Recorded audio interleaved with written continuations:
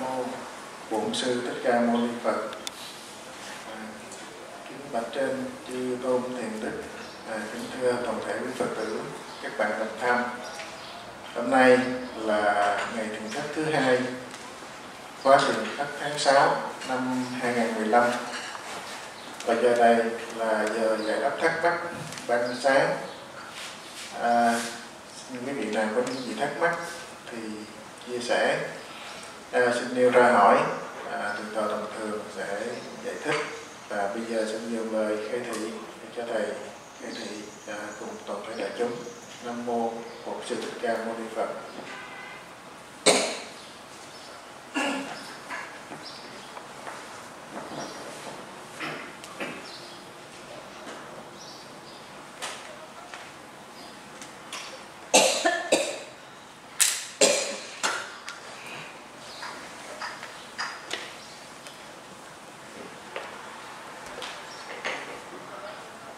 Hôm vừa rồi các vị nói là thiếu thời gian. Bây giờ thời gian này là 40 phút đó, không đầy 40 phút. Thì các vị tranh thủ ra để mà hỏi đó.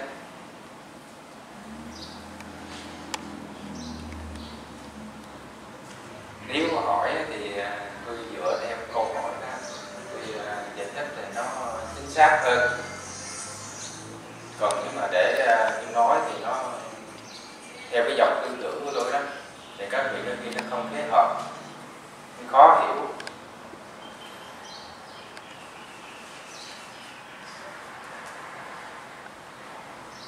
Cô Mùi có ý kiến gì hả? Lấy micro hả? Có nhà chú Hoa hỏi. Nhà Có chú một Hoa hỏi. hỏi là Lấy micro đi.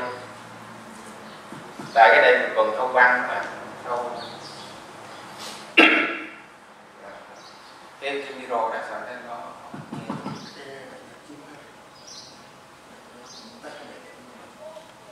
thưa thầy, có muốn hỏi là tế hạnh là tu lâu mới có hay là sao? tế hạnh tức là cái hạnh vi tế, tức là tập khí vi tế để dứt trừ. Cái này là tập khí thô, nhưng cô thấy cô dứt hết chưa? Tham sân si mạn nghi á thì chưa, phải không? Còn cái tập khí vi tế là những cái sở chứng sở ngộ, cái đó là cực vi tế. Còn cái vi tế này là những cái kiến giải của mình á, cũng là vi tế. Mình chấp vào cái kiến giải đó là cũng là tập khí vi tế. Còn bây giờ mình đang sống hàng ngày á, ai khen mình vui, ai chê mình buồn, hay là làm ăn thành công thì mừng, làm ăn thất bại thì buồn. Cái đó là tập khí thô thiển. Chắc tôi nghĩ trong này ai cũng dính ra thôi. Hay là tình bỏ thì này buồn, cũng là thô đó. Được tình cảm là mừng, cũng là thô. Thì trong khi mình đang dụng công á, tức là tu là chuyển nghiệp. Nếu mình tham thiền dưỡng vi tình á, thì cái tập khí thô á nó sẽ chấm dứt lần. Chứ không phải là tu nó còn. Tại vì nhờ cái tâm không hiểu không biết á, thì những cái tập khí thô á là cái chuyện đã được biết. Đương nhiên là cái biết với cái không biết nó không ở chung được. Nếu mình giữ được nghi tình á là tập khí thô, cái tham, cái sân, cái giận, mấy cái đó nó sẽ bớt. Còn nếu mà mình tu mà thấy tham sân giận còn á, thì phải coi lại cái cách tu của mình đúng hay không. Có khi nó tu nhưng mà khi đè nén vọng tưởng, đè nén vọng tưởng thì đó rất là nguy hiểm. đè nén vọng tưởng hay buông bỏ vọng tưởng đều là cái bệnh nặng. Còn những cái tập khí vi tế là khi nào mình chiến thắng rồi á, từ từ nó mới dứt lần lần.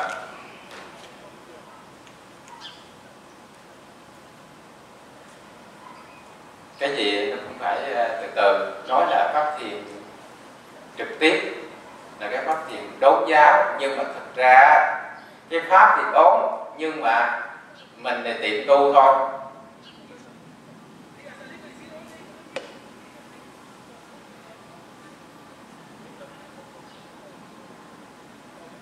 Cô hiểu không? Dạ. À. Bạch thầy, khi mà mình ngồi thiền á, cái sao đằng trước mặt mình nó ánh sáng trắng như vậy thì thế nào? Cái đó là do tâm thức biến hiện á, cũng là tâm thức thì nó là vọng thức rồi. Dù cái biến hiện cái cảnh giới tốt cũng là ma, biến hiện cảnh giới xấu cũng là ma. Xấu là nó khủng bố, làm cho mình sợ sệt đó, gọi là cảnh giới xấu. Tất cả những cảnh giới buồn vui hay là xấu đẹp đều là nằm trong cái ngũ ấm ma hết. 50 thứ ngũ ấm ma có nói rõ hết.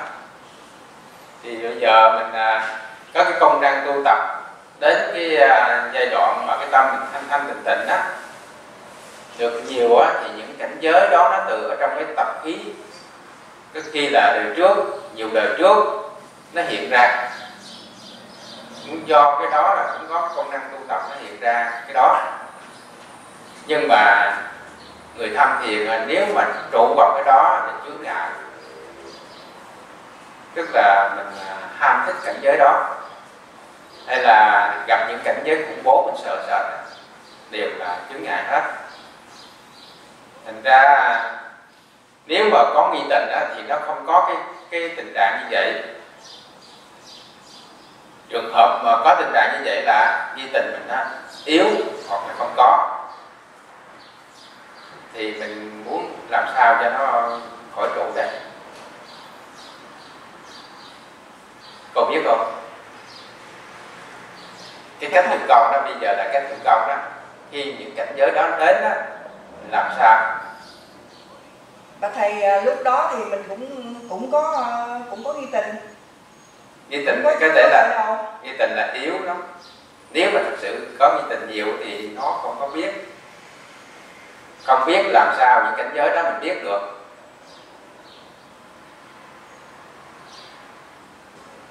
Thường là không có nghi tình, hoặc là lọt vào cái niệm câu thoại đó, nó có cái tình hình như vậy. Nếu mà có tình hình như vậy thì cô phải làm sao?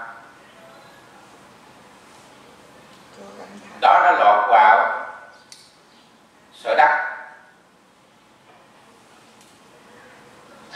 sở đắc, sở cầu, sợ đó.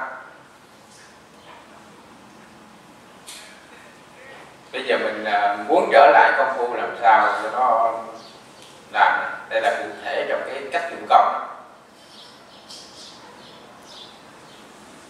Dụng công hàng ngày đó mà không biết rồi làm sao mà mình đi hương tọa hương, những gặp những cảnh đó mình phải có cái cách để mình đối trị.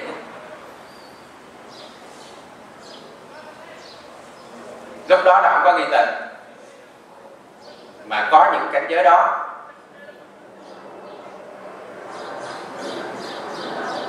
thì lúc đó là nếu mà mình có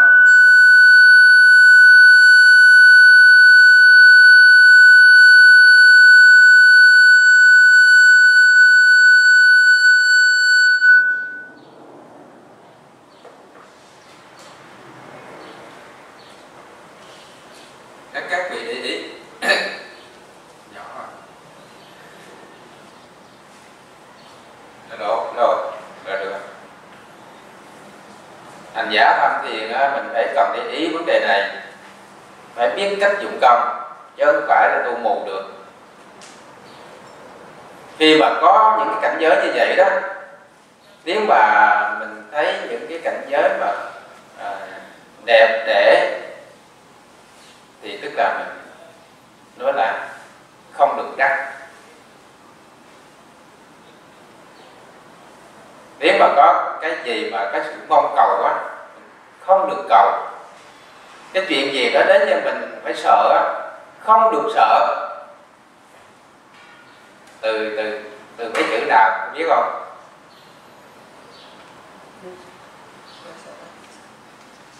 Tôi nói rồi cũng nói lại không được nữa. Vô sở đắc thầy. Thì chính chữ đó vô sở đắc, vô sở cầu, vô sở sợ. Đúng là chữ sợ là phải là vô sở phạ hay là úy.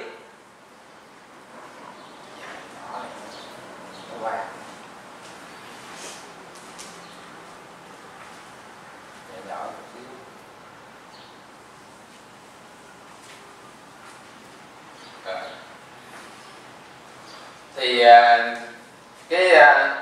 cái từ đó là sư phụ Di Lực á, ông nói nửa Việt mà nửa Hán.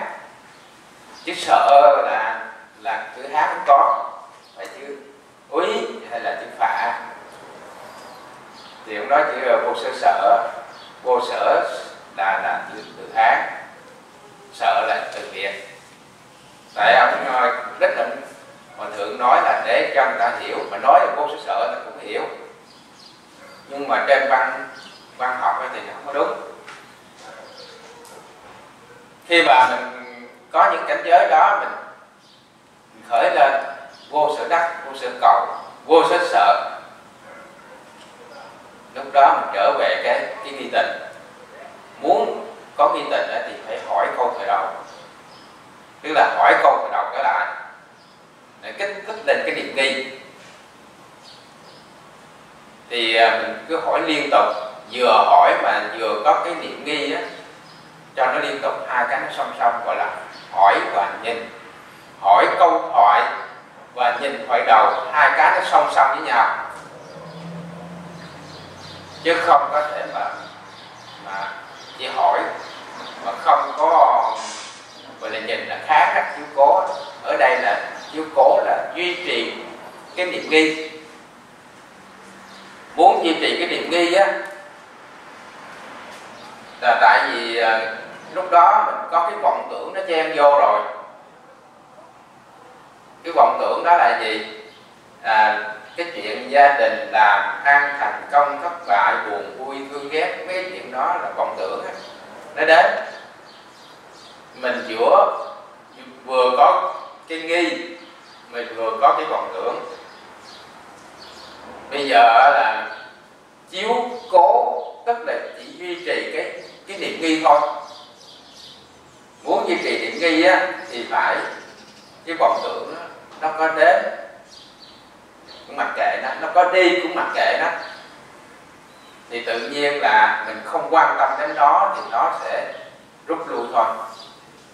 Nó rút lui thì chỉ còn hỏi câu thoại và có cái niệm nghi đó. Nhưng mà trong lúc đó mình còn biết hỏi câu thoại là tập nghi, còn biết có nghi tình là tập nghi. Khi nào mà cái niệm nghi nó liên tục, tức là cái niệm muốn biết mà biết không nổi, nó liên tục 100%, thì lúc đó cái niệm biết không còn nữa, chỉ còn có cái nghi tình không à. Mà cái nghi tình mình cũng không biết nữa. Nghi tình không biết không phải là không có nghi tình, đang có nghi tình nhưng mà mình không biết nó nghi tình. Trong đường lối thực hành, Hòa thượng Di Lực nói á, đang tham mà không biết mình tham mới gọi là chân tham. Đó là cái cảnh giới thoại đầu. Đó là mục đích của mình, là đến cảnh giới thoại đầu. Cái cảnh giới thoại đầu là cái nguồn gốc của vô minh. Cái từ này chỉ có Thiền tông mới có. Cái cảnh giới thoại đầu này còn có cái tên khác nữa là cái nguồn gốc vô minh đó là vô thủy vô minh. Ở ngoại đạo hay là tiểu thừa cũng đến cái cảnh giới vô thủy vô minh, mà cái cảnh giới thoại đầu này cũng là vô thủy vô minh. Như vậy chúng ta phải phân biệt vì cái vô thủy vô minh của thoại đầu, tức là thoại đầu của bên thiền tông, còn cái vô thủy vô minh của ngoại đạo hay của tiểu thừa. Các vị thường nghe sư phụ Di Lực giảng vấn đề đó, phải nắm rõ, phân tích được cái chỗ đó.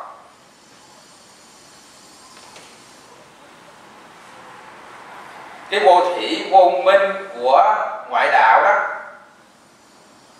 nó là dứt niệm, cái tâm nó thanh tịnh, nhưng mà bản chất của nó là chấp ngã.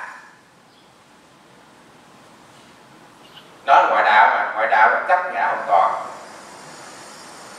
Tức là cảnh giới trời cao nhất là phi thượng xứ đó, không có niệm nào hết á.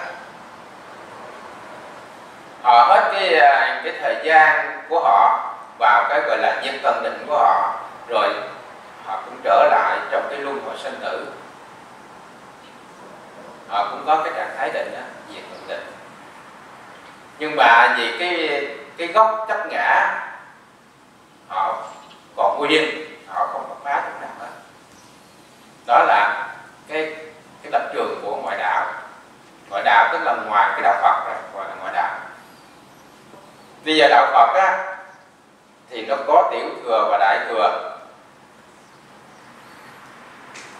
Thì cái thanh tịnh của tiểu thừa á, nó cũng có thanh tịnh á. Nó giống như bên ngoại đạo, nhưng mà không phải. Giống nhưng mà không phải ở chỗ nào. Tại vì tiểu thừa phá được cái nhân ngã chấp, tức là chấp ngã về cái thân tâm này, là ta phá được cái nhân ngã chấp. Thành ra cái nhân ngã chấp không còn nữa thì cái luân hồi sanh tử không còn nữa. Luân hồi sanh tử về thân, nhưng mà về tâm á, nó còn có cái sự luân hồi sanh tử, gọi là biến dịch sinh tử. Chính chỗ này Đức Phật khuyên hàng tiểu thừa hãy tiến lên, rời bỏ cái chỗ thanh tịnh đi, gọi là cái niết bàn hóa thành. Nó rời bỏ cái đó. Tại cái chỗ này á, là tôi phương tiện tôi nói các vị đến, rồi các vị phải tiến lên nữa, không đến trụ ngay cái chỗ niết bàn đó, chỗ thanh tịnh đó.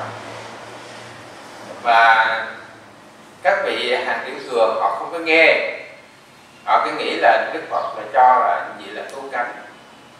Đức Phật mới nói nặng hơn nữa. Nếu mà các ông mà trụ ngay cảnh giới đó đó, không khác chi là như cái hạt giống nó bị cháy rồi. Các hạt giống bị cháy thì không cách nào mà làm cái để mà trồng trọt được hết. Tức là cái Phật tánh đó không có thể hiện bày được. Thành ra cái định kiến của Thừa Tinh Văn cho cái niết bàn hóa thành là Phật, là chỗ cứu cánh, thì cái đó là do cái tư tưởng của họ chấp thật ngay chỗ đó. Nhưng mà có một số ta cũng biết là chỗ này là hóa thành của tiến lên đó cảnh giới đại thừa. Khi mà tiến lên cảnh giới đại thừa thì phải có cái sự phát khởi nhi tình đó. Khi mà phát khởi được nhi tình rồi đó, là tức là cái tình trạng không hiểu không biết. Trong đại thừa nó rộng lắm. Đại thừa có giáo môn và thiền tông. Thì giáo môn tu theo từng bậc tu chứng từng bậc. Cái sự kiến tánh chưa có rốt ráo. Đến khi nào mà qua thập địa Bồ Tát đó, thì mới là kiến tánh triệt để chứng đẳng giác.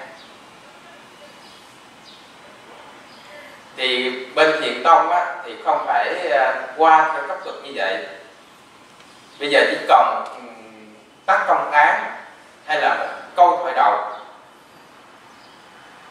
Một tác công án cũng vô nghĩa vô vị, một câu thoại đầu cũng không có nghĩa lý gì hết.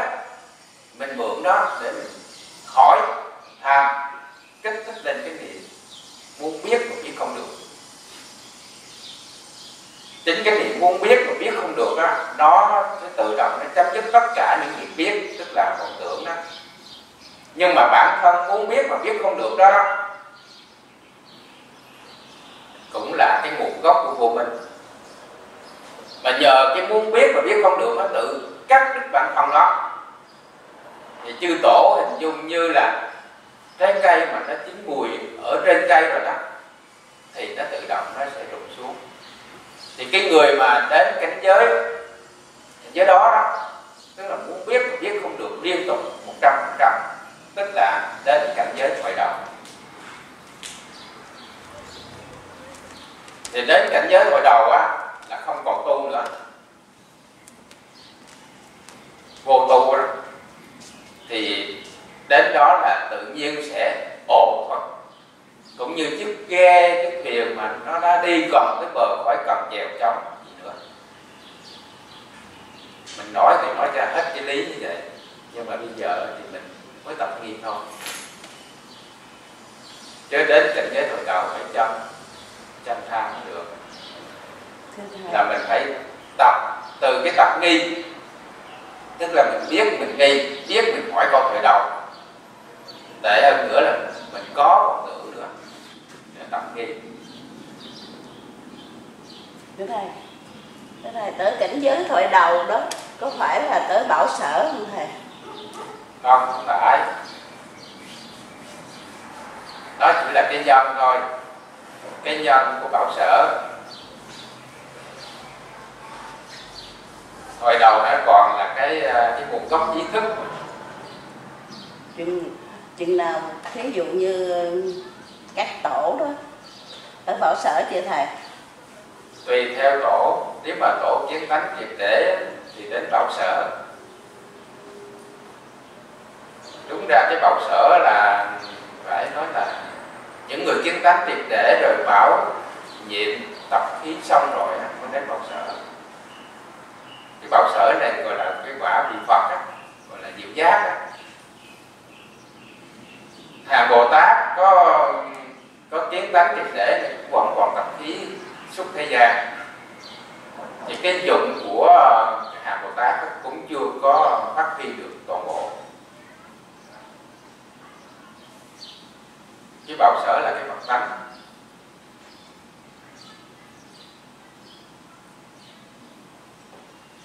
Còn mình thì mới tập tu thì chưa đâu, chưa nói đến cái vấn đề đó. Phạm phu thì chỉ là tập tham thôi.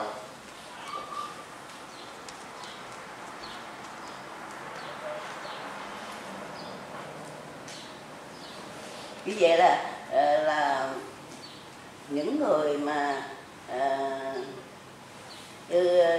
các tổ mà chưa được kiến tánh đó, thầy, là gọi là giả thành hả thầy? Giả thành hả thầy? Chưa được kiến tánh á, là còn phạm phu. Chưa lên giả thành. Giả thành thì là cái hóa thành hả? Giả thành rồi mới tới bảo sở thầy. Hóa thành là các vị A La Hán, gọi là trụ vào cái niết bàn. Cái đó là cái tâm thanh thanh tịnh tịnh đó, gọi là cái hóa thành.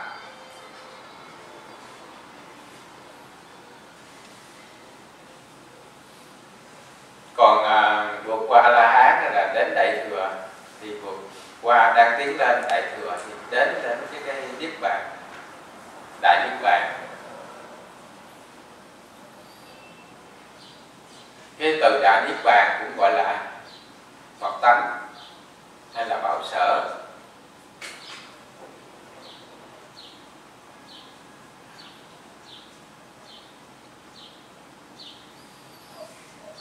Có câu hỏi là trong thiền tông đó là tại sao mà do nghi được khổ?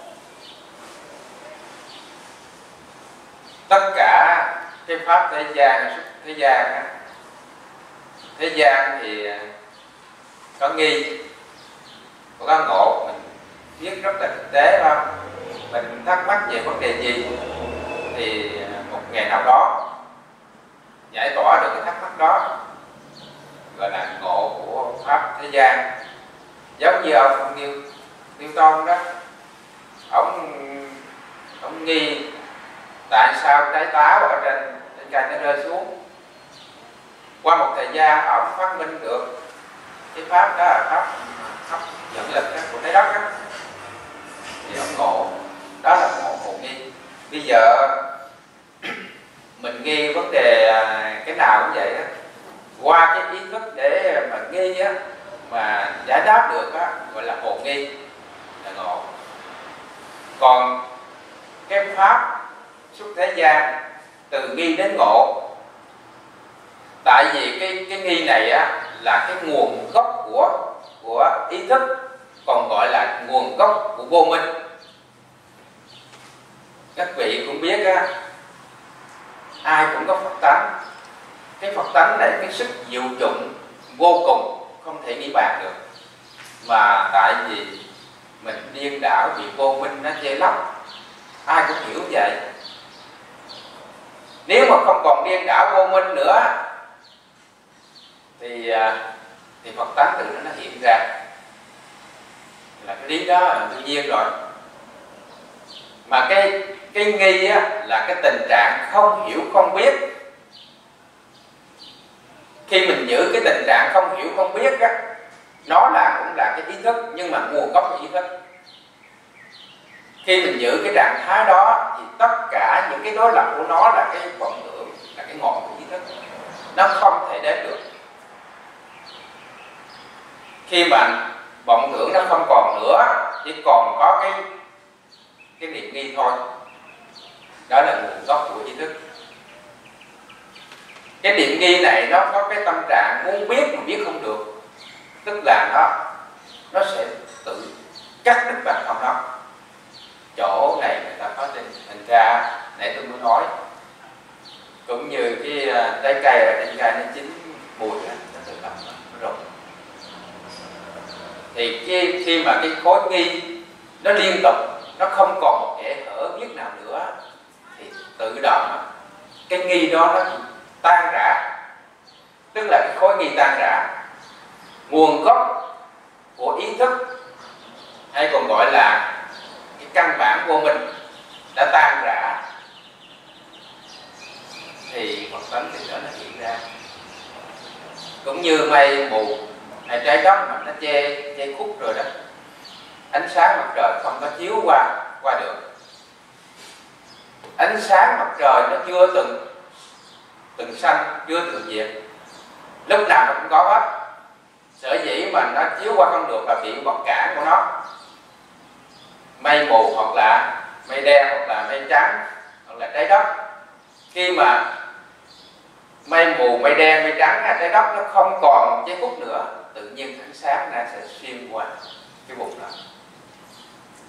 Thì cái tâm của chúng ta cũng vậy, bị vô minh nó che khuất, mà vô minh này nó không còn nữa, thì đương nhiên là gọi là cái chánh biến tri nó cùng khắp không gian và thời gian đó. Thầy cho con hỏi là về chữ nghi, còn nghi thì còn ngộ.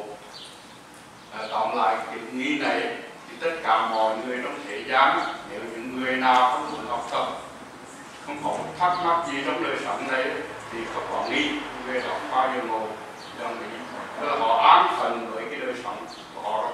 Nhưng còn những người ta muốn học hỏi, người ta muốn tìm hiểu, thì tức là đó là nghi.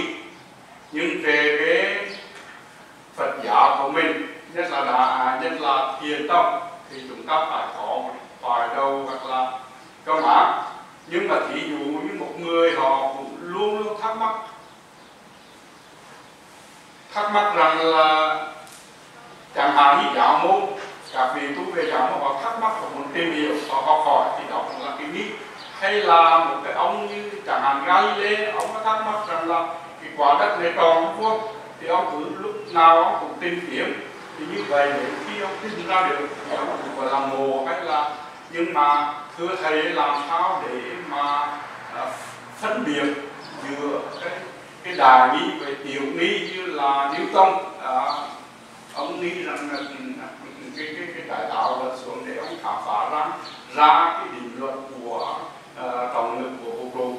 Thì làm sao để phân biệt giữa cái nghi của Phật giáo của chúng ta như là tu đây để thành Phật và cái nghi của cái đó thì tôi cũng có đi nói lại hoài, mình phải nắm rõ vấn đề đó giữa hồ nghi và chánh nghi á. Mình hỏi câu thời đầu là không cho đi tìm hiểu để đáp án, mục đích là chấm dứt cái nguồn gốc của ý thức để Phật tánh nó hiện ra. Còn nếu mình tìm hiểu trên ý thức mà mình dùng những ý thức này để mình giải đáp cũng là phạm vi trong ý thức thôi. Mà ý thức là gì? Là tướng bệnh, tức là cái ý thức này nó bị luân hồi sanh tử, nhiều đời nhiều kiếp si mê. Thành ra dù khoa học có tiến bộ cỡ nào đi nữa cũng ở trong cái phạm vi của ý thức mà thôi, cũng là bị sanh diệt. Thành ra cái chuyện hồ nghi là có thể là làm lợi hay làm hại cho thế gian. Còn cái chánh nghi tức là dùng ý thức mà cái nguồn gốc ý thức rồi chấm dứt cái nguồn gốc ý thức để cái Phật tánh của mình nó hiện ra. Mà cái Phật tánh đó nó có cái công năng diệu dụng, nó cùng khắp không gian thời gian, không có thể nào mà bị được. Đó, chánh nghi với hộ nghi là khác nhau trời và vực là vậy. Câu hỏi thứ hai của con thầy vừa hỏi rằng là cái vòng niệm mà nổi lên thì chúng ta hỏi câu toàn liên tục hỏi câu toàn như vậy, nó có phải là cách để cái vòng niệm của chúng ta? Cái đó không phải là đè nén, tại mình chú tâm mình hỏi câu thoại chứ mình không có ý đè nén, không ý buông bỏ, không có ý xua đuổi. Đúng là mình không có màng tới, cũng như mình không có quan tâm đến cái vọng tưởng, chỉ quan tâm đến câu thoại mình hỏi thôi. Thì không quan tâm đến vọng tưởng thì cái nghi tình nó sẽ được kéo dài, gọi là nhìn, là kháng, hay là chiếu cố. Cái từ như vậy đó, mình nói chữ Việt nó dễ hiểu là giữ hay là duy trì, tức là giữ cái nghi tình cho được liên tục. Muốn giữ được như vậy lúc mình hỏi câu hỏi có nghi tình, bên đó nó có, bên cạnh đó nó có vọng tưởng, thì đừng có màng đến vọng tưởng. Vậy là mặc kệ nó, chỉ hỏi câu hỏi điều rõ ràng, mình cảm thấy không hiểu, không biết là được rồi. Tức là đó sẽ lâu ngày vọng tưởng nó không còn nữa, chỉ còn có cái nghi thôi, mà không biết được nghi mới gọi là đạt đến chỗ chiếu cố thời đầu được rồi đó. Nếu gọi là đến cảnh giới thời đầu.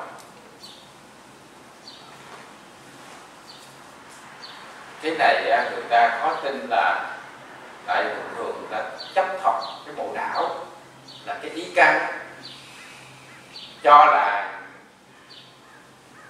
cái ý thức, tại vì ý căn nó tiếp xúc với một pháp trần sinh ra ý thức. Cho cái thức này, thức phân biệt họ cho là phàm phu, còn cái thức không phân biệt cho là Phật tánh.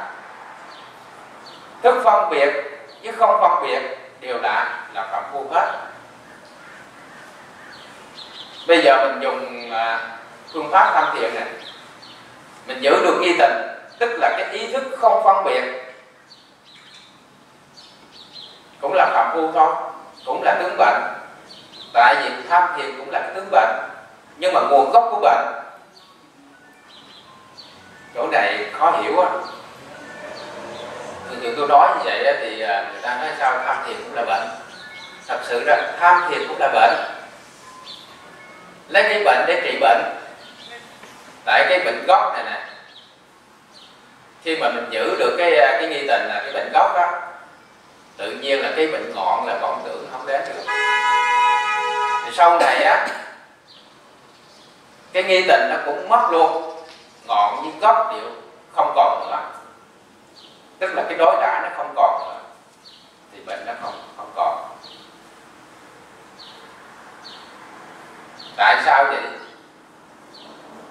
Mình ở trong cái thế giới này là mộng huyễn, thì cái gì cũng là mộng huyễn á, mình không có rõ được cái chân thật của mình. Cũng như Ngài Trung Phong có làm bài kệ tặng cho Thái tử nước Hàn đó. Đời người là mộng huyễn rồi, lại thêm mộng huyễn nữa. Đó, bây giờ mình là đời người này, biết là đời người của mình là mộng huyễn, mà làm những cái chuyện mộng huyễn chồng thêm nữa, chồng nhiều lớp thêm. Đời người mộng huyễn, thêm mộng huyễn. Mọi người gặp nhau, ai là ai? Gặp nhau cũng thấy vậy thôi, không biết rõ cái nguồn gốc của con người của mình, cái chân thật của mình. Cứ ai là ai? Ai là cái gì? Là cái ta đó, cái nghiệp ta. Cái ai này của tôi, cái ai kia của ông. Ai này ai kia có sự hơn thua đấu tranh với nhau. Người gặp nhau, ai là ai? Đang sống này, ai là ta? Đó, nói thêm, đang sống ai là ta? Cái chân thật này. Rồi chết rồi, ta là ai? Cứ quần đi quần lại. Để chi? Giờ để mình muốn phát hiện cái chân thật ta đó, khi chưa có trời đất, ta là cái gì? Cái ta là cái gì là chân thật. Khi mà mình hiểu rõ ra cái ta là cái gì đó, là gọi là kiến tánh triệt để đó. Thì lúc đó ta là như thế nào đó mình tự biết, tức là uống nước nóng lạnh tự biết, chứ không phải một người nào biết hết. Kể cả Đức Phật Thích Ca đã chứng ngộ rồi không thể biết đến nó. Tại sao vậy? Cái chân Phật ta không phải là một cái sở biết, mà Phật Thích Ca là năng biết. Lúc đó là năng sở nó không khác nữa. Chính vậy đó, mình tự biết. Ta biết ta. Bây giờ ta biết ta phải chiếu cố tội đầu mới được. Muốn chiếu cố tội đầu thì phải hỏi câu thoại. Cái đường lối nó rõ ràng vậy, nhưng mà cái tập khí của mình nó nhiều đời nhiều kiếp rồi, cứ chạy theo cái dục vọng, cái nghiệp của mình thuận theo cái dục vọng thôi, rồi mình quên đi ta là cái gì.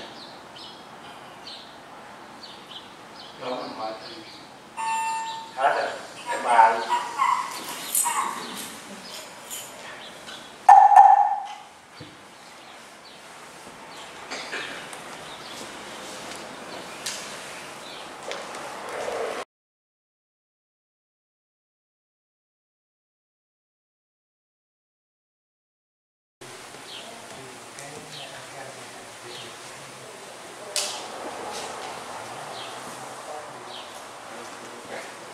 Có tiền là tiền này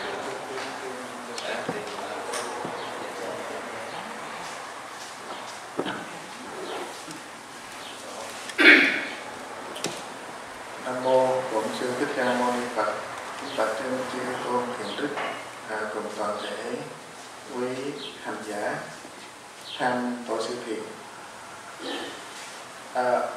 Hôm nay ngày thứ hai của kỳ thiện thất tháng 6 năm 2015, và giờ này là giờ giải đáp thắc mắc buổi chiều. Xin quý vị có những gì thắc mắc thì cứ nêu ra hỏi, và đồng thường sẽ chia sẻ cùng quý vị.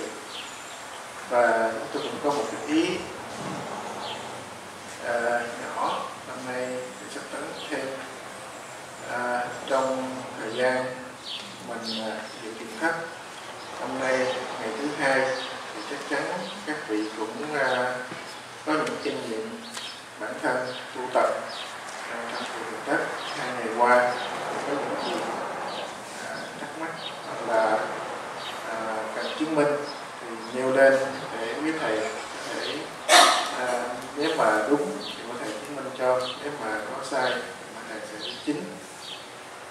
Hôm nay đặc biệt cái nghi lễ gì mà mấy người lễ xung quanh họ chê màn, chê là dựng liều mà bán đồ mở nhạc sùm hết, mình ngồi thiền nó cũng có nhiều người sơ cơ ảnh hưởng tác động, nhưng mà mong rằng tất cả chúng ta cũng là trên cái bước đường tập tu sơ tham, cho nên bất cứ cái ngoại cảnh nào cho dù có tác động, có làm khó khăn cách mấy đi nữa cũng ráng kiên nhẫn, giữ công phu, giữ chỉ có khởi đầu rồi cho nó mất. Thì cũng xin vì cái nơi chốn của mình cũng là nó gần gũi với lại nhà dân, gia khu dân cư, cho nên cũng có ảnh hưởng không ít thì nhiều, thì mong quý vị cũng thông cảm. Chúng tôi có những trình bày như vậy. Bây giờ xin nhường lời lại cho Hòa Thượng Nam Mô Bổn Sư Thích Ca Mâu Ni Phật.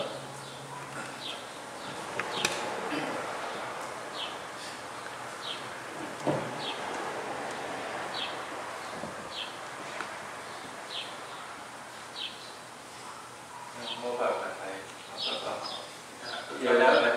Ví dụ như mình con ví dụ con kinh nghiệm của con câu trước khi có trời đất ta là gì, khi mình hỏi cái câu đó xong thì thay vì hỏi ngược trở lại trước khi có trời đất ta là gì thì mình có thể ngắn lại, mình hỏi ta là cái gì, nhắn lại ta là cái gì mình không hiểu. Khi mà cái nghi tình nó yếu đi thì mình mới trở lại nguyên câu trước khi có trời đất ta là cái gì, ta là cái gì, ta là cái gì, trở lại mình để nó kéo dài.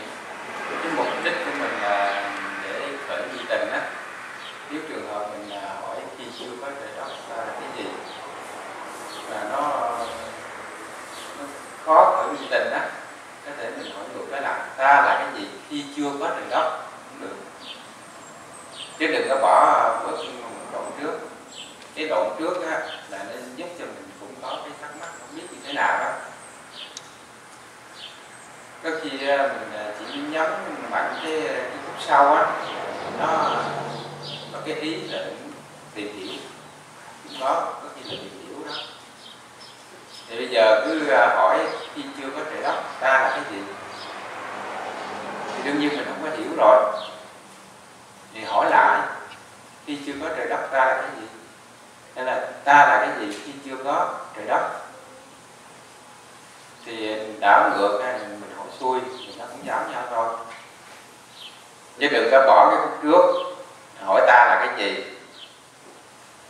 đừng có nhấn mạnh như vậy. Nhấn mạnh là giống như có cái ý tìm hiểu.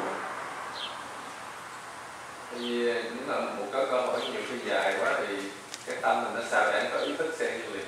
Không phải sợ dài. Một cái công án nó dài cỡ chừng nào không? Cái quan trọng là khởi cái nghi á. Cái câu đâu có dài đâu, mà có dài cũng được nữa. Đừng có lựa chọn cái câu ngắn. Cái thói quen là lựa chọn cái câu ngắn á. Hồi xưa là Hòa Thượng Như Lập phát hiện cái vấn đề đó. Cứ lựa chọn cái câu niệm Phật là ai á, cứ bắt chước nó là niệm Phật là ai. Ai cũng hỏi câu đó, nhưng thật sự họ niệm mà bắt chước họ nói là chọn cái câu ngắn. Nên là bây giờ có người là chỉ người ta vậy là ta là ai á, cái ta là ai nó cũng có thể lọt vào hồ nghi nữa. Làm sao mà mình cảm thấy không hiểu, không biết là được rồi, không cần phải ra sức, chỉ có cái không hiểu không biết nhẹ nhẹ là được.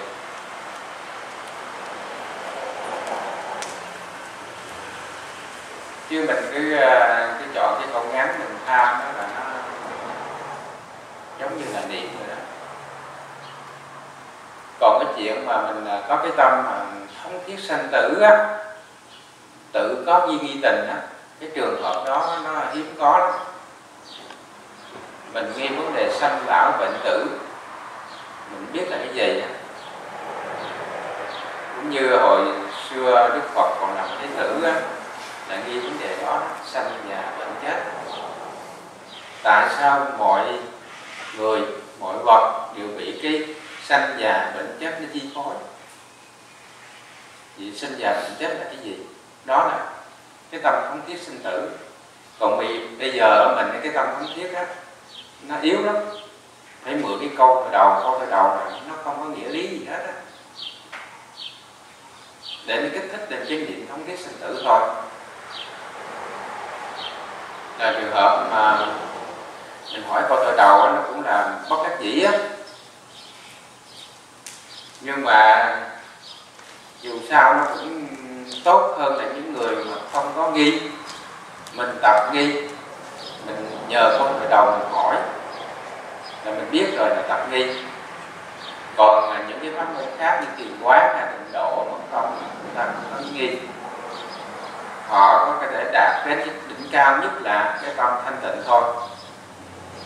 Còn bên tham thiền á, tham công án hay tham thời đầu á, có cái tâm thanh tịnh nhưng mà có cái niệm biết mà thì không được. Cái niệm đó nó mới chắc đích được cái nguồn gốc của mình. Nếu mà không có niệm đó thì nó ở trong cái trạng thái thanh tịnh. Hỏi thứ hai là thường nghe nói vô tâm. Vô tâm có phải là ở chỗ vô thủy vô minh hay là sau cái kiến tánh nó vô tâm? Tại vì nói là có nhiều người nói vô tâm còn cách một bờ ác, thì cái đó là vô thủy vô minh. Đúng rồi. Cái vô tâm là cảnh giới thời đầu đó, còn là gọi là cảnh giới vô thủy vô minh đó. Tức là còn dính líu cái ý thức, nó là ngay cái đầu sào trong nước đó, là cái nguồn gốc ý thức.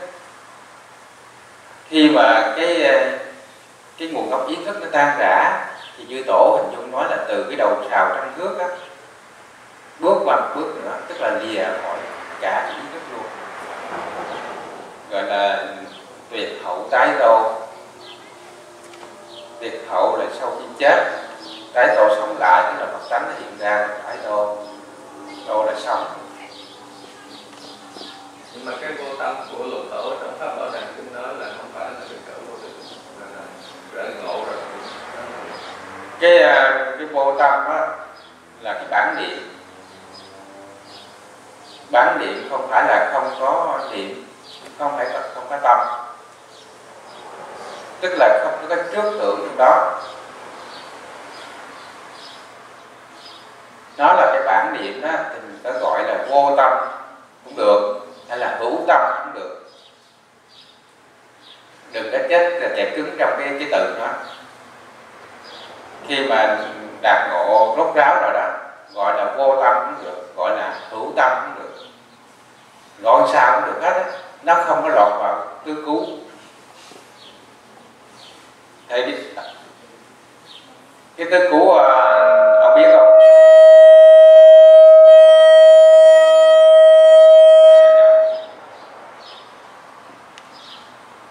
Rồi, tư cứu biết không?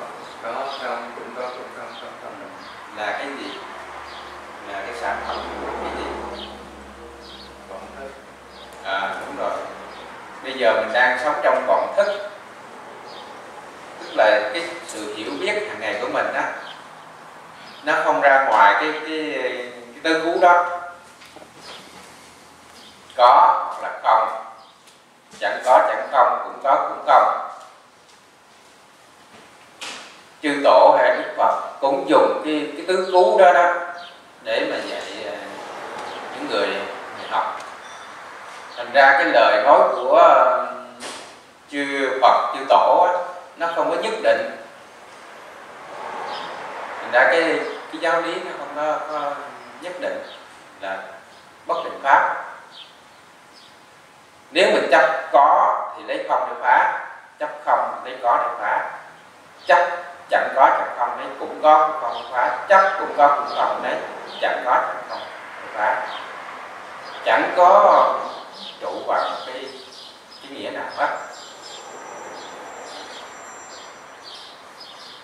Thì đó là chỉ có nghi tình á là không có trụ vào cái tứ thú, có không, chẳng có chẳng không, cũng có cũng không, điều cái nghi tình đó nó chấm dứt. Hay là nghĩa ba câu cũng vậy đó. Tất cả các pháp đều là cũng là cái nghĩa chung chung như thôi.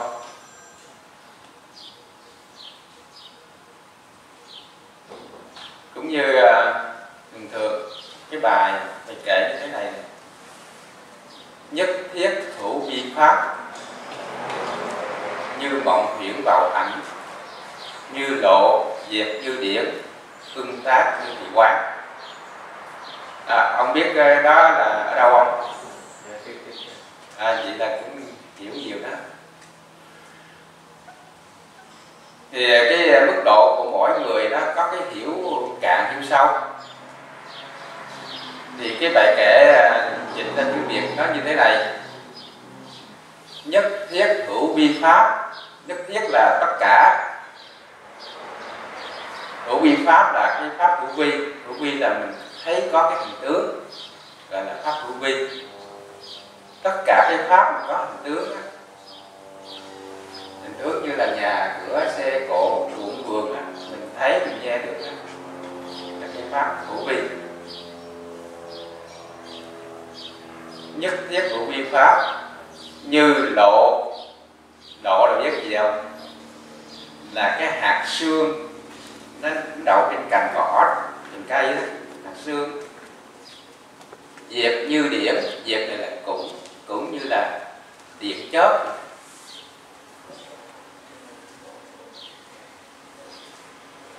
Cái đó là nói nó là huyễn, nó có rồi không, nói cái cảnh vô thường mà. Thì cuộc đời của mình nó cũng vậy, có mặt đây cũng tồn tại một thời gian rồi sẽ ra đi, không bao giờ mà ai mà vĩnh viễn hết. Như lộ diệt như điển. Rồi cái câu nữa là tương tác như thị quán, tức là thấy rõ như vậy.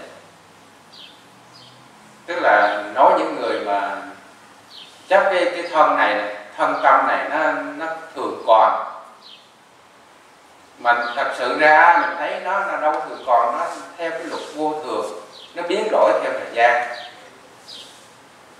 Nó giống như là hạt sương trên đầu cành, giống như điện chớp vậy.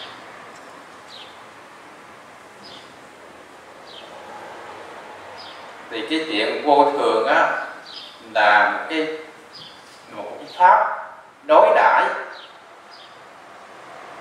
Cái pháp đối đãi là pháp nào? Vô thường đối đãi với gì? Thường. Tức là thường với vô thường là đối đãi. Phật tánh không phải thường mà cũng không phải vô thường, mà gọi là chân thường, trơn thường. Tức là lìa cái vô thường, lìa cái vô thường, lìa cái thường là sản phẩm của ý thức. Khi mà lìa đó mới được là chân thường. Thì lúc đó vô thường cũng là Phật pháp, mà thường cũng là Phật pháp. Tại cái lý đó là lý bất nhị. Còn nói là nói chung cái pháp hữu vi á, có hình tướng á, thì nó có cái đối đãi là gì? Tức là bây giờ mình nói cái tên cho nó gọn thì pháp hữu vi, cái đối đãi nó là cái pháp gì? Vô vi. Đúng rồi. Thì cái pháp hữu vi á, là đối đãi của nó là vô vi. Thì đối đãi thì nó là sản phẩm ở trong tứ cứu á, cũng như có như không á, sản phẩm của tứ cứu á, là của ý thức tạo.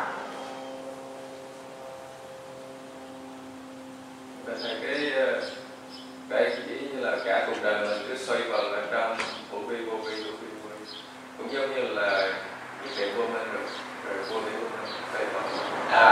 Đúng rồi. Tức là cái pháp hữu vi á là từ đâu mà ra? Là từ cái nhất niệm vô minh sinh khởi, không? Mà sinh khởi từ đâu? Từ cái vô thủy vô minh. Cũng như cái pháp hữu vi á, nó được thành lập á là từ đâu mà có? Từ cái vô vi mà có. Là giống như toán học không? Vì pháp vô vi nên mới có pháp hữu vi. Cũng như nói sắc là hiển hóa, là giả tạm. Thì bây giờ sắc nó đối với không, đó, sắc không. Sở dĩ mà biết được sắc á là nhờ có cái không tức là trống rỗng, hư không á. Mà đã sắc hư huyễn rồi á thì cái hư không này cũng phải hư huyễn không? Bây giờ nói cái hư không nó hư huyễn á thì có ai tin nổi không? Trống rỗng á.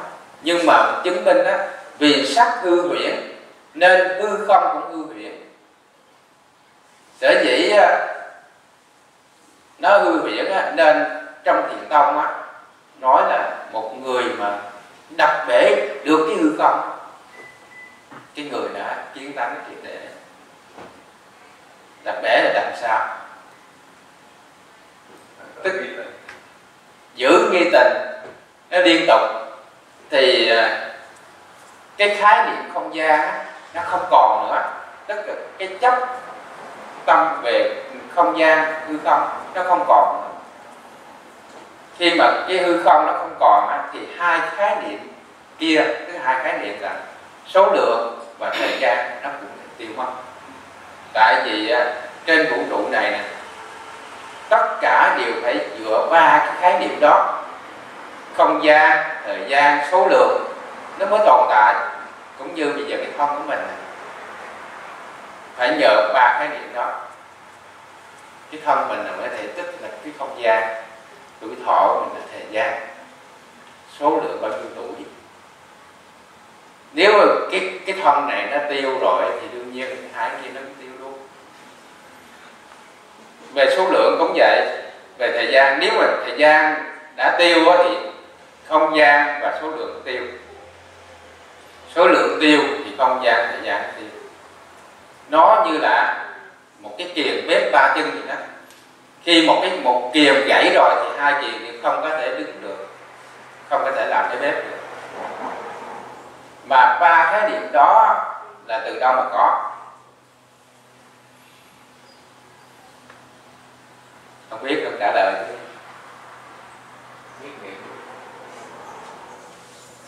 Một khái niệm là nhất niệm vô minh rồi. Sản phẩm của bộ não. Bộ não phải nói rõ ra nữa. Cái cách tâm nói rõ thêm nữa. Nó cũng đúng rồi đó, nhưng mà chưa rõ.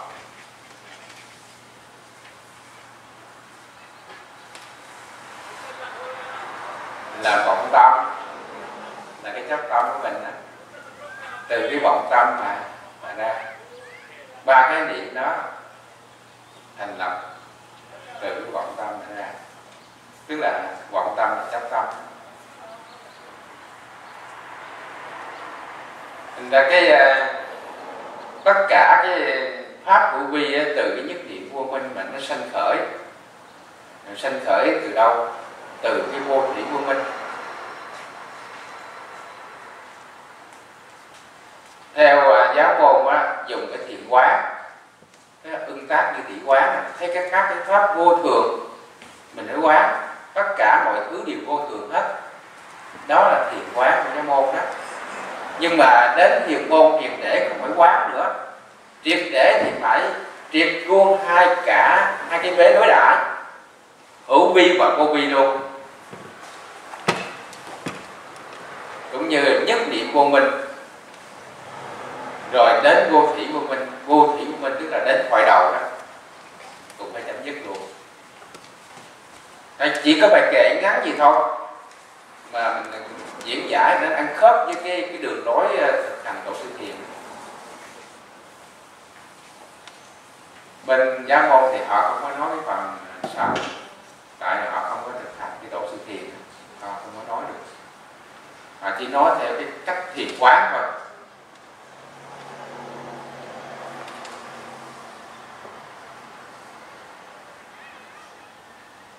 Tất cả những cái bài kệ hay tất cả gì nó cũng mang cái ý nghĩa của kinh điển nghĩa, kinh Đại Thừa hết.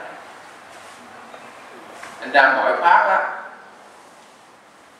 đều là cái nghĩa tương cứu hay là nghĩa ba câu. Nghĩa ba câu biết cái gì không? Thì tất cả đều là cái nghĩa ba câu hết. Cũng như cái hoa này, cái hoa là câu thứ nhất, chẳng phải hoa là câu thứ nhì. Giả danh hoa là câu thứ ba. Chỉ câu thứ ba nó cũng nhận hết, tất cả đều là giả danh. Giả danh là gì? Là mộng huyễn. Nói là như lộ như điển là vậy, nó không có thật thể.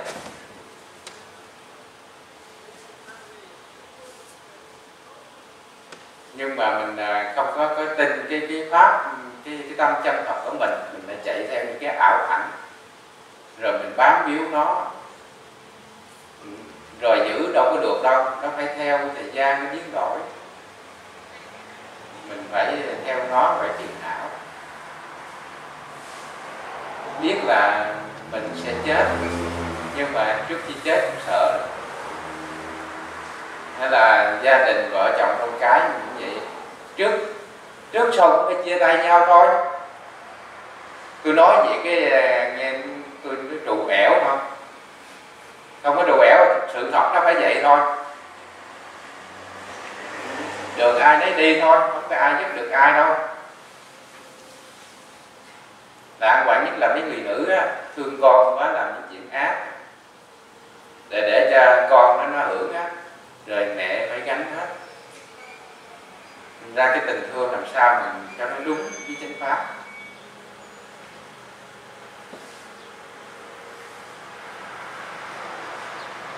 Cái tình thương đó cũng là cái tình thương gọi là bảo thủ, gọi là cái ngã.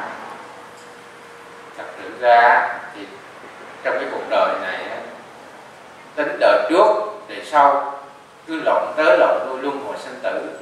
Bây giờ mình cha mẹ nó, đời trước nó là cha mẹ mình, chồng vợ con cũng vậy thôi à, thầy trò cũng vậy. Đó là cái thứ nhất, luân hồi do tâm thức biến thiện, nghiệp lực biến thiện đó. Nhưng mà về Phật pháp á, thì không có cái chuyện luân hồi nhân quả gì hết á. Gọi là như bất động. Nói là cái từ gọn lại là như thị. Nó chỉ như thị đâu có hiểu gì không? Như vậy. Phải ồn mới biết. Chứ không ồn là không biết. Hay gọn là chỉ như là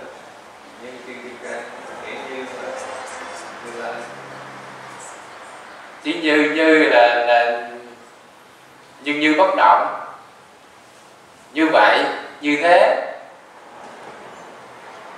Nếu mình giải trên cái mặt chữ á,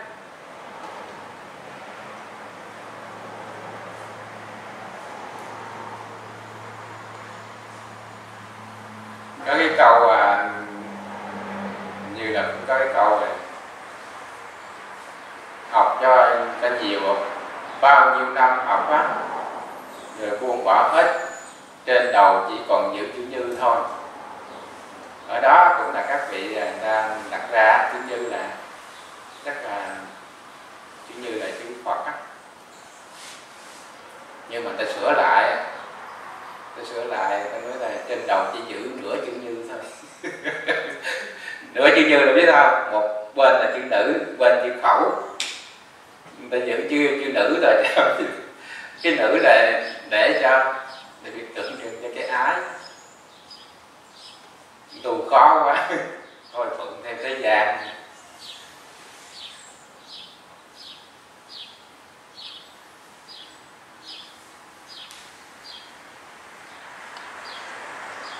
Còn gì hỏi? Nhưng mà thầy có thăm cái câu sinh từ lâu đã chết sẽ về lâu. Cái câu này nói là nó dài quá cái hồi nó xem cái còn tỉnh vào. Câu trước câu sau đều là không biết hết, đều là không biết. Hai cái vế nó đối lập với nhau, có sanh thì có tử, mà cái không biết trước không biết sau cũng là một thôi. Cái quan niệm già là quan niệm sai rồi.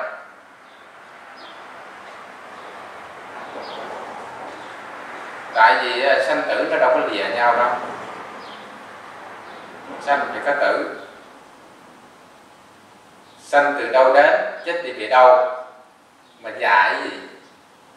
Cái đám ông bạn cô Tiền Hổn á, gọi này đó. Lúc mà có nhờ tôi đi khai thị giùm gia đình thì tôi có đặt vòng hoa tượng để cái hàng chữ ở giữa là sanh từ đâu đến, chết đi về đâu. Rồi đến đó tôi mới nói chuyện với gia đình đó. Bây giờ muốn trợ duyên cho cái người mà người chết đó, thì mình phải đem cái tâm lực trong sạch của mình để ảnh hưởng cho cái người chết.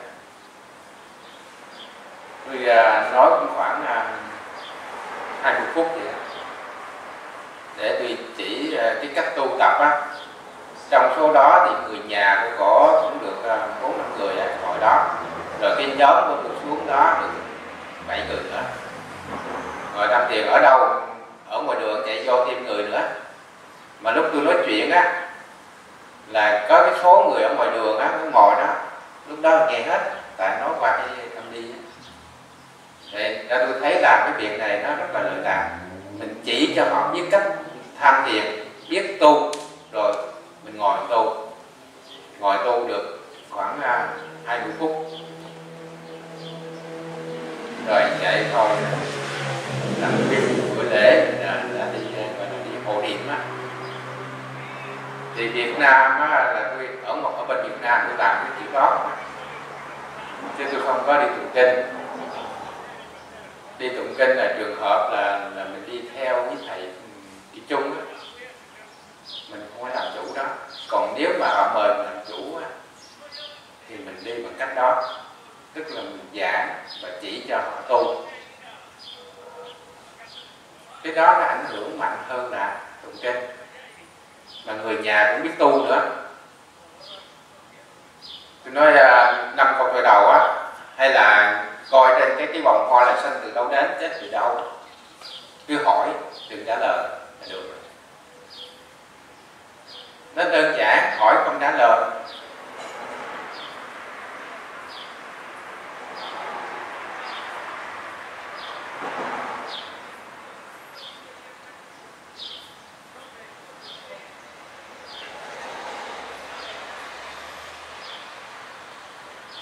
Còn ai hỏi đi. Thầy có hành giả hỏi là sư ông dạy là dùng cái không biết để chấm dứt cái biết, rồi làm sao chấm dứt cái không biết?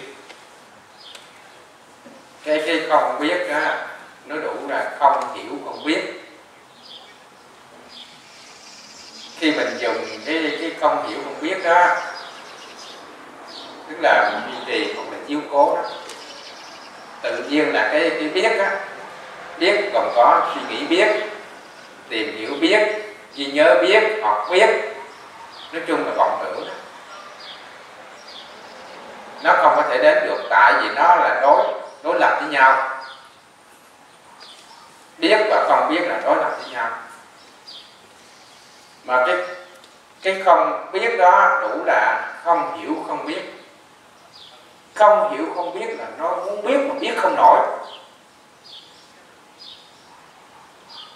Cái đó nó phải tự nó cắt đứt nó, chứ không có đối tượng nào cắt nữa. Lúc đó mình không có tác ý gì hết. đến cảnh giới đó là cái niệm thắc mắc không biết như thế nào, nó cuồn cuộn liên tục rồi đến cảnh giới hội đầu. Thì cái đó nó tự cắt đứt nó, là nhờ cái thắc mắc đó. Thành ra nó có nghi có ngộ là vậy. Còn những cái pháp khác á, ta dùng cái không biết là không có nghi, không biết của mặc kệ nó, không biết đến, hay là không biết của cái câu thần chú, hay không biết của một câu danh hiệu Phật, nó không có thắc mắc, nó chỉ là đè nén vọng niệm thôi, thì nó không có thắc mắc, thì nó cứ nguyên cái thanh thanh tịnh hoài. Nhưng mà khi hết niệm á thì nó trở lại dứt niệm á, nó sanh khởi, niệm này niệm kia nó sanh khởi. Nên ra cái đến cảnh giới cội đầu á, là cái tâm muốn biết mà biết không nổi, nó liên tục mà mình không biết nữa. Lúc đó là gọi là cơ duyên nó đến rồi đó. Không ngộ nó cũng tự ngộ, cũng giống như cái chiếc thuyền mà mình chèo chống đi tới bờ, gần tới bờ rồi tự động, mình không chèo không chống nữa thì nó sẽ đến bờ. Cái cảnh giới đó còn gọi là vô tâm. Khi mà cảnh giới vô tâm á, thì đương nhiên là cái hữu tâm á, cái niệm biết không có, vô tâm. Nhưng mà cảnh giới đó còn gọi là cách một lớp rào, tức là còn dính líu cái nguồn gốc ý thức, mà tự nhiên đó, cái đó là chấm dứt.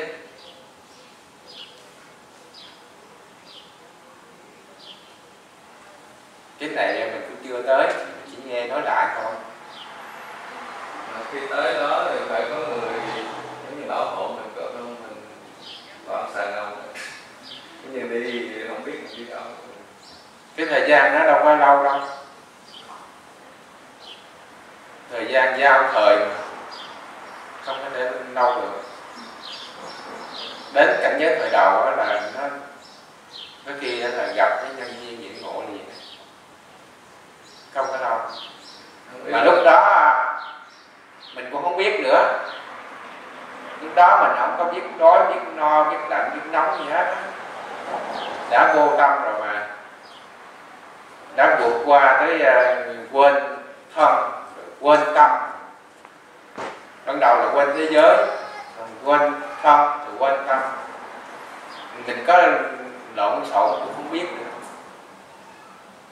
Giống như ngày nay bà không biết đi nhà sĩ mà đi cái điện, nhưng mà nếu phải có người chỉ mới biết. Còn nếu mà tại vì cái công phu của ngài nó quá thuần thục, nó liên tục. Còn nếu mà mình ở cái pháp một mình không ai giúp mình hết, từ tới lúc đó rồi mình làm sao? Lúc đó tự biết. Sao giờ đó, bây giờ chưa tới hỏi làm sao giờ. Mà thầy có khi nào tới đó cái ai cũng tưởng đâu mình điên. Ta nói mình cùng cũng không sao, nó điên. Nhờ ta đem thì mình vô nhà thân điên thế này. Ta đem là vô đó cũng ngộ tại đó luôn, là nhà thương luôn. Bởi vậy nhiều người ta nói tu thiền điên.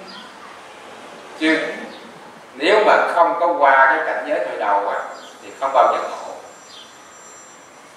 Dù cái pháp môn nào cũng vậy á, cuối cùng pháp môn đó cũng phải qua cửa ngõ hồi đầu, là cửa ngõ của thiền tông. Mình chưa tu đã điên rồi, phải không? Mình chưa tu rồi sợ điên. Đã điên rồi đó. Không nhận hả? Còn biết ăn, biết ngủ là chưa điên à. Con tin lời Đức Phật nói hả? Chúng sanh điên đảo đó. Từ không có mà biến thành có, từ không thật mà cho nó là thật. Phải điên không? Mất tim bà. Đã ở trong điên á mà không chấp nhận, mình đã nói là đời người á đã trong huyễn rồi trồng trên cái biển này, biển kia trồng hoài, mình tưởng mình không có điên. Đó là quá điên. Cũng như bây giờ mình đang bị bệnh ung thư đây, mình đâu có chấp nhận phải không? Như cô có chấp nhận mình bệnh ung thư không? Mà thầy, nếu mình ung thư thì mình chấp nhận chứ thì sao không chấp nhận được thầy? Bây giờ có chấp nhận không? Bác sĩ chứng minh mình bị thì mình phải chịu thôi. Nhưng mà bây giờ cô có nghĩ cô là đang bị bệnh ung thư không? Chưa thầy, chưa có giấy của bác sĩ thì sao con nghĩ con đâu cần bác sĩ. Bác sĩ cũng bệnh ung thư, bất cứ người nào cũng bệnh ung thư hết. Tại sao vậy biết không? Cái bệnh ung thư bình thường là nó sẽ đến cái thời gian rất ngắn, tức là cái sự chết nó sẽ đến rất ngắn.